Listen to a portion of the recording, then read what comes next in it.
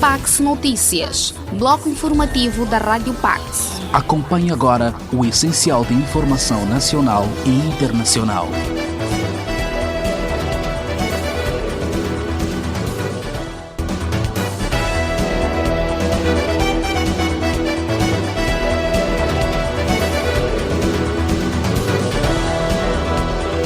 Caro ouvinte da Rádio Pax, saudações, bem-vindo à presente edição do Grande Jornal. Hoje é 1º de fevereiro de 2022. Passamos a apresentar os tópicos desta edição. As autoridades moçambicanas dizem que, devido à melhoria das condições de segurança nos distritos de Palma e Mocímboa da Praia, em Cabo Delgado, 14 escolas que haviam sido encerradas por causa de ataques voltam a funcionar no ano letivo de 2022. Enquanto isso, a Arquidiocese da Beira celebrou recentemente a passagem dos 55 anos após a morte do primeiro bispo da Beira, Dom Sebastião Soares de Rezende, fundador da Rádio Pax.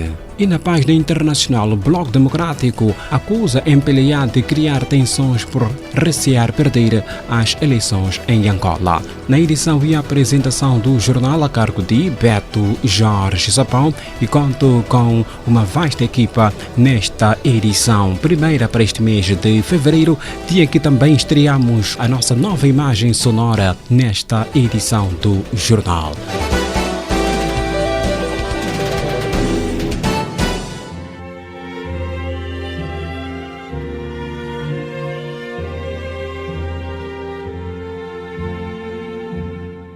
Um momento de oração para o fim do coronavírus.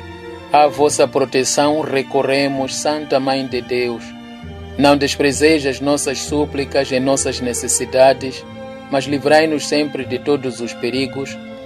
Ó Virgem gloriosa e bendita. Amém.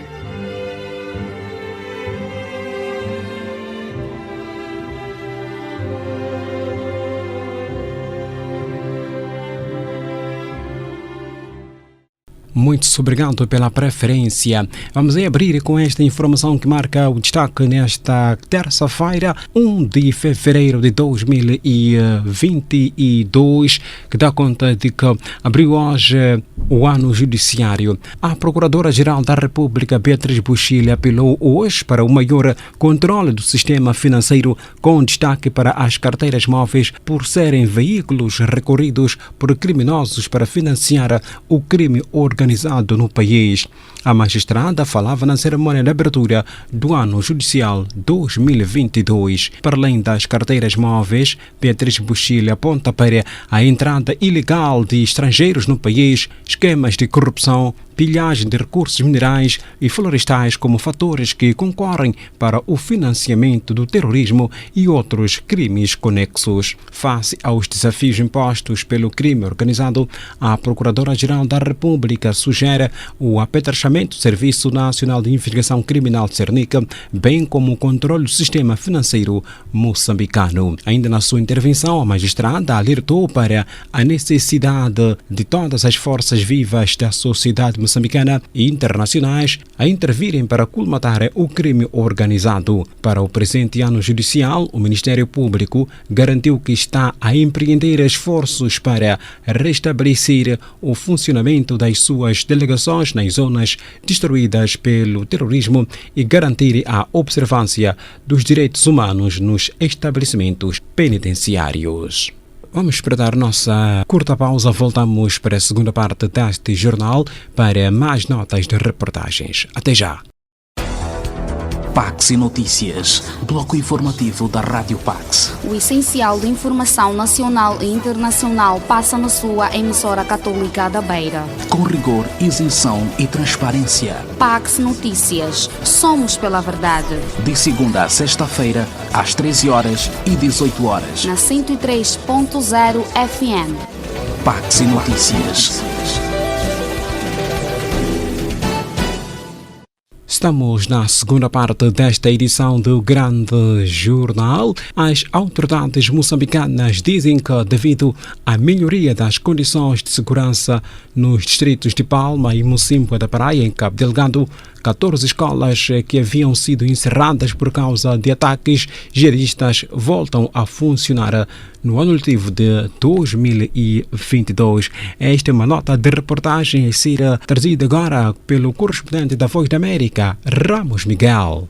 As autoridades moçambicanas dizem que, devido à melhoria das condições de segurança no distrito de Palma e Mocimboa da Praia, em Cabo Delgado, 14 escolas que haviam sido encerradas por causa de ataques jihadistas voltam a funcionar no ano letivo de 2022. Especialistas afirmam, entretanto, que, a par das atividades escolares, é preciso também olhar pela nutrição das crianças e segurança das comunidades. O ano letivo abre oficialmente esta segunda-feira, 31, e o porta-voz da Direção Provincial de Educação em Cabo Delgado, Manuel Bacari, veio a público afirmar estarem criadas as condições para a reabertura de escolas em alguns dos distritos afetados pela violência armada. Já estamos organizados no sentido de que as nossas crianças que estão em Palma tenham aulas.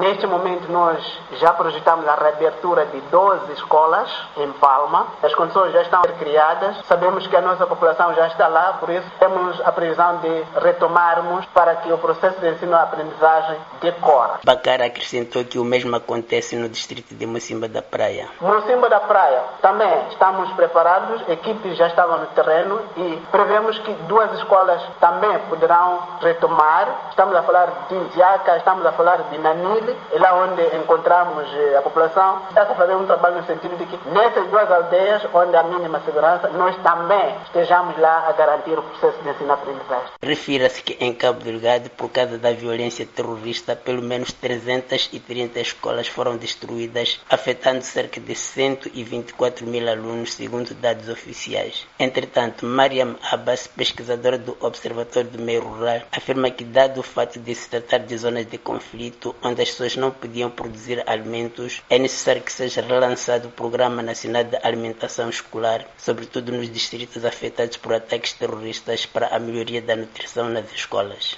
Tem que promover uma maior educação alimentar nas escolas, promover hortas escolares, de modo a ensinar o valor e a importância dos alimentos, tanto às crianças, aos adolescentes, aos alunos em geral, e também dar a conhecer a esses como é que deve ser feita uma alimentação, promover uma alimentação adequada e saudável. Deve começar em casa, obviamente, mas também deve ser alargada a nível das escolas.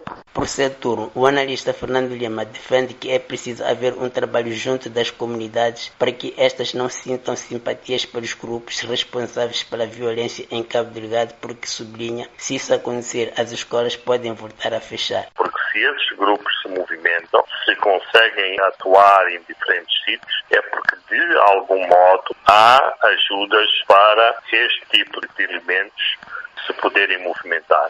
Ramos Miguel, correspondente da Voz da América, que trouxe-nos esta nota. As autoridades moçambicanas dizem que, devido à melhoria das condições de segurança nos distritos de Palma e Mocimboa da Praia, em Cabo Delgado, 14 escolas que haviam sido encerradas por causa de ataques jihadistas voltam a funcionar no ano letivo de 2022. Agora sim, a Arquidiocese da Beira celebrou recentemente a passagem dos 55 anos após a morte do primeiro bispo da Beira, Dom Sebastião Soares de Rezende, fundador da Rádio Pax. Todos os detalhes com o colega Rogério Maduca.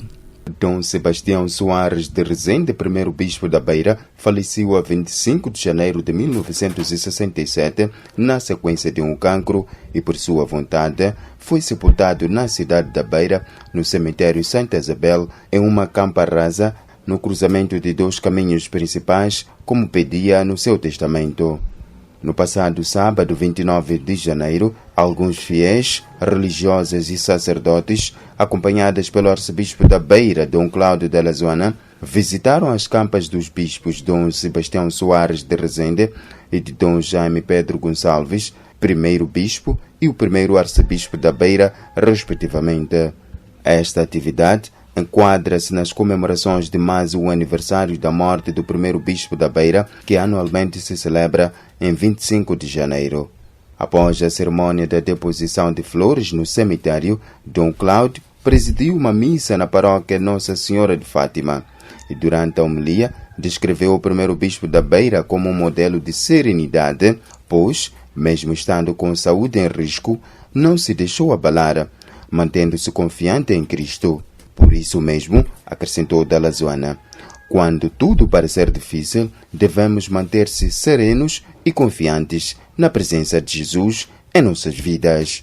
Dom Sebastião escreveu o seu testamento em fevereiro de 1966. Ele, naquela altura, já sabia que tinha uma doença grave. Já tinha feito consultas. Ele estava na Europa, no Concílio Vaticano II, e ali também começou as consultas e ver o que podia fazer. O seu testamento não fala que já estou no fim da vida, fala de fé, fala de esperança, é muito sereno. Meses depois, escreveu uma outra carta pastoral à Diocese, muito comprida, sobre o Concílio Vaticano II. Apresenta todos os documentos e diz que a Igreja da Beira tem que ser uma igreja que vive o espírito do Concílio Vaticano II. Quando ele escreve, no mês de agosto de 66, a doença já está muito à frente e já sabe que não há nenhum remédio. Mas escreve a todos os fiéis esta longa carta ensinando como se nada estivesse acontecendo dentro da sua vida. Vamos acolher este testemunho de fé que Dom Sebastião nos dá, quando o barco da sua vida já está a afundar, já está a ser sacudido. Ele mantém a confiança em Jesus, mantém a serenidade e a paz, porque confia que Jesus está com ele. Importa referir que após a criação da Diocese da Beira em 1940, Dom Sebastião Soares de Rezende foi nomeado Bispo da Beira a 21 de abril de 1943 e ordenado Bispo na sede do Porto a 15 de agosto deste mesmo ano. Tomou posse da Diocese da Beira no dia 1 de dezembro de 1943, com apenas 37 anos, tendo sempre afirmado o prelato culto e piedoso, defensor intransigente da verdade, da justiça e dos direitos do homem. Desenvolveu uma notável atividade missionária, publicando várias cartas pastorais, onde eram versados ousados temas candentes. Para além de escritor claro e doutrinador pioneirista na complexa problemática social de Moçambique, empreendeu a fundação de colégios e missões, abriu seminários, lançou o jornal Diário de Moçambique e criou a Rádio Pax. Rogério Maduca, da nossa redação, com esta nota que dá conta de que a Arquidiocese da Beira celebrou recentemente a passagem dos 55 anos após a morte do primeiro bispo da Beira e fundador da Rádio Pax. Mais um intervalo para a terceira e última parte deste jornal. Pax FM 103.0. Música e informação. Rádio Católica da Beira. Pax FM, promovendo a paz. Estamos na última parte desta edição, para já, página internacional. Bloco Democrático acusa MPLA de criar tensões por recear perder as eleições em Angola. Este partido tem medo de perder as próximas eleições em Angola e isso está a criar uma situação tensa de pré-conflito no país, disse o líder do Bloco Democrático, Filomeno Vieira Lopes, que apelou de novo a um diálogo com o governo. Vieira Lopes falava após o segundo encontro com o Conselho Nacional do Bloco Democrático e criticou fortemente a Casa C, onde permanece como membro dessa coligação, dando o seu apoio inequívoco à Frente Patriótica Unida. O presidente do BD considerou que o país hoje vive um período de pré-conflito causado pelo partido que governa Angola, tudo porque este não quer dialogar. Vamos fechar então com o desporto. O Clube Desportivo Madjage da Beira, um dos maiores antigos clubes do país, já tem um espaço e tenciona ao longo deste presente ano de 2022 a construção de raiz das suas futuras instalações. Joaquim Francisco Garrafão, presidente da direção do Clube Desportivo Madiate da Beira, foi quem deu essa informação ao nosso órgão de comunicação social sobre os projetos em manga dos novos membros de direção eleitos na Assembleia Geral desta formação futebolística. Garrafão disse ainda que um dos grandes desafios do seu clube neste momento é a construção de infraestruturas socioeconômicas como forma de gerar rendimentos para a sustentabilidade do clube. É verdade que vamos tendo dificuldades, por isso estamos como direção para superar algumas que eventualmente vão nos aparecer. As dificuldades são de momento, mas não podem ser as dificuldades perenes. Por isso estamos como direção que luta para conquistar o seu lugar, o lugar do clube, como os outros estão. Hoje, falar de Tejo do Pungue, todo mundo sabe que existe Tejo do Pungue. Por isso, este Machete, que já foi grande referência no passado, tem que voltar para o seu lugar. Então, nossa aposta neste momento é de criarmos infraestruturas. Essas infraestruturas hão de render receitas para a robustez do clube. Estou a dizer que nós estamos a criar condições. Agora temos um espaço de 15 hectares. Os 15 hectares é para infraestruturas. Essas infraestruturas não serão só desportivas, serão socioeconômicas. Mas socioeconômica porque o desporto faz parte da sociedade. E econômica porque nós lá teremos algumas lojas. Teremos lá infraestruturas que vão gerar receitas para que o clube possa sustentar-se. Depender das Forças Armadas só tem um orçamento que nem para as próprias Forças Armadas é tão suficiente, não é? Nós conhecemos todos a nível do país. Então temos também como clube procurar fazer alguma coisa que vai sustentar o desporto. O desporto é honoroso. Questionado se o seu clube já tem meios para a circulação dos atletas para vários níveis de torneios da equipa, a fonte respondeu-nos da seguinte forma. Esses meios que o Machete de Maputo, o Machete de Mucuba possuem, foram alocados pelas estruturas militares centrais. Nós, como também fazemos parte do mesmo grupo, creio eu que haja aí questão de prioridade, por isso receberam os de Mucuba e também nós esperamos que a qualquer altura tenhamos a mesma oportunidade. Falamos sim de futebol porque é o que está agora em grande peso, mas também nós temos o atletismo. Precisa-se de investimento. O investimento é feito nos clubes, para então depois o país poder colher. Se os clubes não investem, é difícil o país colher. Joaquim Francisco Garrafão, presidente da direção do Clube Desportivo Madiate da Beira, falando sobre os projetos em manga do seu clube. O desporto, por fim desta presente edição do Grande Jornal, hoje 1 de fevereiro de 2022, dia em que estreamos também a nossa nova imagem sonora do nosso bloco de informação. Eu sou Beto Jorge Sapão, editei e apresentei o jornal e contei com uma vasta equipa de profissionais deste canal de rádio.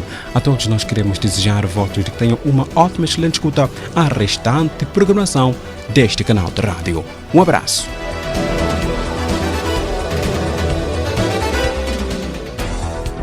Pax e Notícias, bloco informativo da Rádio Pax. O essencial de informação nacional e internacional passa na sua emissora católica da Beira. Com rigor, isenção e transparência. Pax Notícias. Somos pela verdade.